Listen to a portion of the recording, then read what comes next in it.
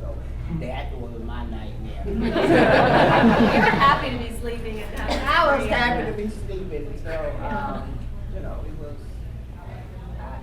and I think on Nightmare 3, I was just, kept thinking I could not believe that I was doing this, you know, because I had come from a world where, you know, I dreamed to be something. So, Nightmare on Elm Street when it came out, everybody was calling. Even my girlfriend, it wouldn't talk. And I said, not now! I say that I can't imagine you ever doing it. Oh, she don't know me. Really?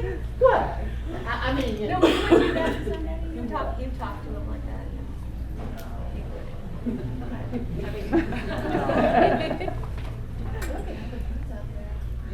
Yeah. It's a beautiful place.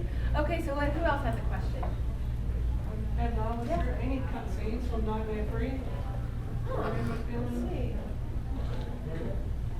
Gosh, there must have been, but I don't remember what they We are. shot a lot of stuff. I don't know if they, Well, there was, I know that when I meet the nun in the bell tower, we shot a lot of other, where I'm looking into places and seeing things that they didn't end up putting in there. And then, that scene with her,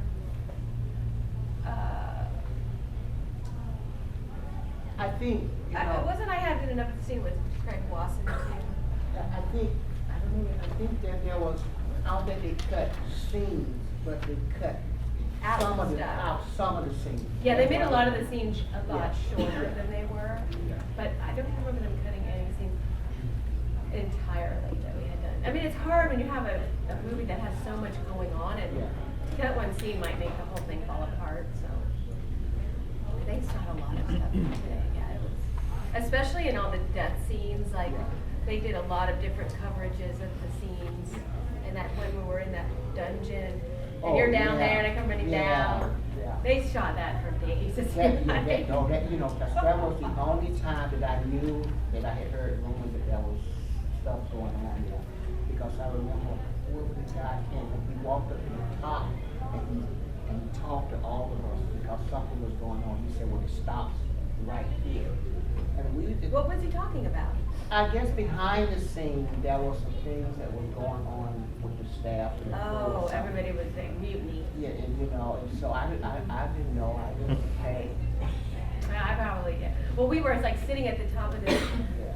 height, and there was very little oxygen up there. Me and Yeah. Patricia, we both were getting so loopy up there. We're like, can you roll camera?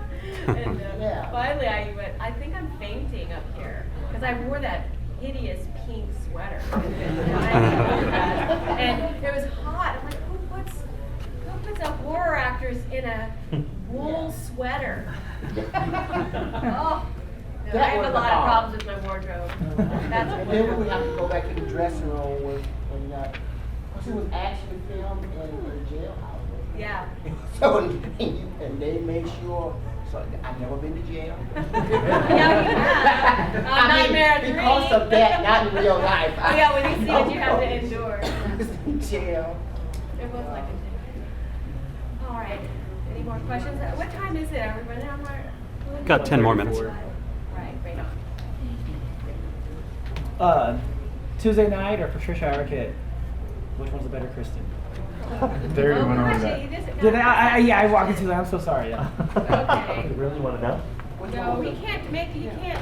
Yeah, you can't make It's that, like your yeah. children. You can't have a favorite child. Exactly. They both was beautiful to me, and I know, well, you know, all I know is I have nothing but great things to say about both of them. I know that what stands out to me with Patricia Arquette has nothing to do with filming Nightmare on Elm Street. It was that because at the time I didn't have transportation, and she was driving a Volkswagen, a little Volkswagen. Wasn't it like a Nash, like a tiny little tiny? It was kind of some type of car. All I It know. was called like an international or something like that. Old car. It was white and Yeah, red. and I said, and she asked, I was standing at the bus stop, and she said, where are you going? And I said, I'm going home. She said, come on, I'll give you a ride. And I said, no. I said, okay. She said, no, I'll give you a ride. It wasn't that I didn't want to take the ride, it's just that I lived in comfort. And getting out there was okay, but I trying to get back out with it, scared me. But she drove me home, and it was about an hour. She drove me home, and I just felt that was so great. Just like that. Just like that. And as far as, and I always remember that she made sure that I was safe. And as for Tuesday, the first day of this, when we shoot Nightmare 4, it was Tuesday night that Secret Rodney and I out, and she made contact with us, and she broke the ice, and we became friends. That's what I remember. I remember those great times that both of these ladies made with me, not anything that was going on outside. That was out of my realm. Why it was, because I don't know anything about that. You get to work with two great actresses, so yeah. There's two great actors, one is an Academy and an award winning actress, and the other one is a wonderful singer. As far as I'm concerned, her film should have been nominated for the award. Nice. Now, if the money right, I'll tell you some dirt. But it won't be true. Well, speaking of children, Ken, I know you're busy with your charities. Do you have any upcoming film projects? And can you tell us about any other projects coming up?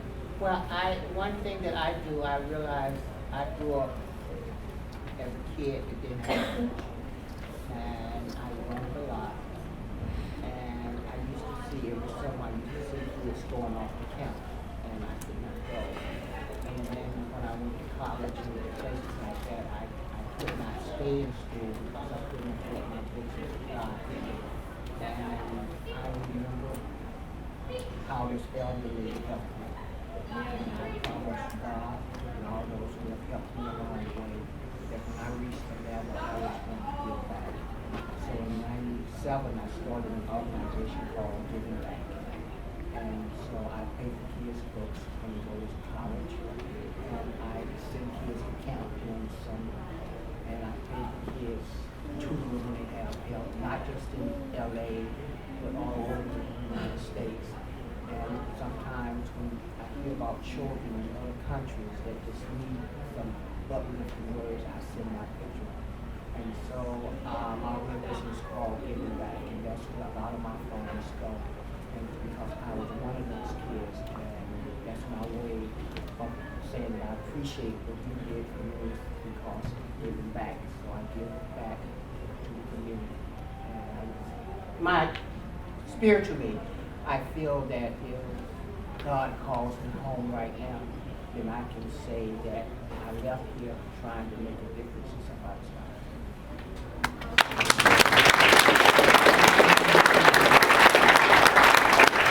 How can we help you out with that? If somebody wants to give something?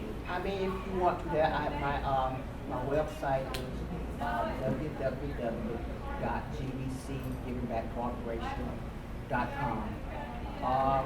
Like I said, whenever you come and buy a picture, it goes to Giving Back. So, and just Facebook me and just ask me if you can make donations there.